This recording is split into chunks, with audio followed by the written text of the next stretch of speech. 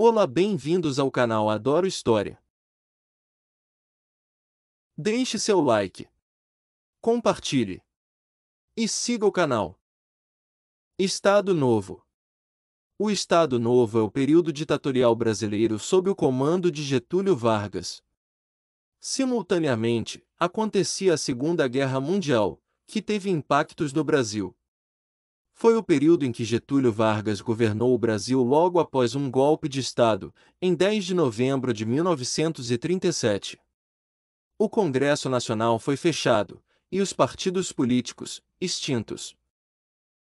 Apesar de a oposição ter sido perseguida pelas forças opressoras da ditadura, Vargas se aproximou dos trabalhadores por meio da consolidação das leis trabalhistas e teve o Departamento de Imprensa e Propaganda como aliado na construção da imagem de pai dos pobres. Resumo sobre o Estado Novo. O Estado Novo foi a fase ditatorial da Era Vargas, começando em 1937 e se encerrando em 1945. Nesse período, Vargas governou com amplos poderes, pois o Congresso estava fechado, os partidos políticos, extintos e a imprensa, censurada.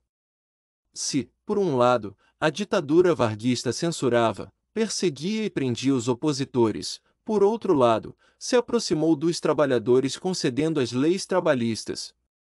O Departamento de Imprensa e Propaganda era o órgão do governo que censurava a imprensa, regulando a circulação de informações, e fazia a propaganda de Vargas. O Estado Novo acabou logo após o afastamento de Getúlio Vargas, no final de outubro de 1945. Brasil na Segunda Guerra Mundial. Com o início da Segunda Guerra Mundial, em setembro de 1939, Getúlio Vargas e os militares mantiveram um posicionamento neutro até 1941.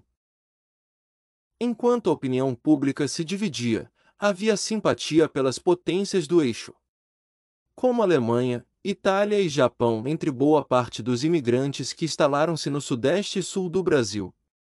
Italianos e alemãos. Por outro lado, a maioria dos afrodescendentes e os comunistas. Principalmente com a entrada da União Soviética em junho de 1941. Que por sua vez tinha um grande poder de mobilização e influência na imprensa. Simpatizavam com os aliados França, Inglaterra, Estados Unidos e depois União Soviética. Assim, após muita negociação, Brasil e Estados Unidos acabaram assinando um acordo, pelo qual o governo norte-americano se comprometeu a financiar a construção de uma grande usina siderúrgica brasileira, Companhia Siderúrgica Nacional, em Volta Redonda, Estado do Rio de Janeiro, em troca da permissão para a instalação de bases militares e aeroportos na região nordeste do Brasil. Em 28 de janeiro de 1943, ocorreram os primeiros acordos que resultaram na criação da FEB, Força Expedicionária Brasileira. Em agosto, um ano após a declaração de guerra. Devido a esta demora e hesitação do governo em mobilizar os efetivos para participar concretamente da luta, à medida que os aliados iam avançando em todas as frentes, dizia-se em referência, participação brasileira no conflito mundial que seria mais fácil uma cobra fumar do que o Brasil ir de fato à guerra na Europa.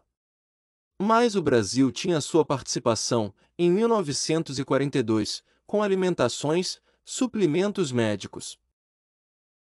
No entanto, a cobra fumou, os pracinhas, como ficaram conhecidos os membros da Força Expedicionária Brasileira, total inicialmente estimado 25.000 homens, de um montante de algo, em 200.000, finalmente foram enviados a partir de julho de 1944, para combater na Itália, onde lutaram de setembro do mesmo ano ao fim do conflito na Europa, que se deu em 8 de maio de 1945.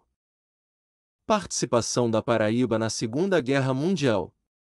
A Paraíba seguiu comprometida com o país em todos os procedimentos, começando pelo alistamento de novos militares até o envio dos oficiais paraibanos de diferentes cidades do estado para a guerra, onde posteriormente atuaram de maneira intensiva em combate contra as forças militares do Eixo.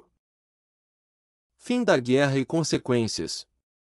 Em 7 de maio de 1945, o alto comando das Forças Armadas Alemãs assinou o Tratado de Rendição, dando fim à Segunda Guerra Mundial.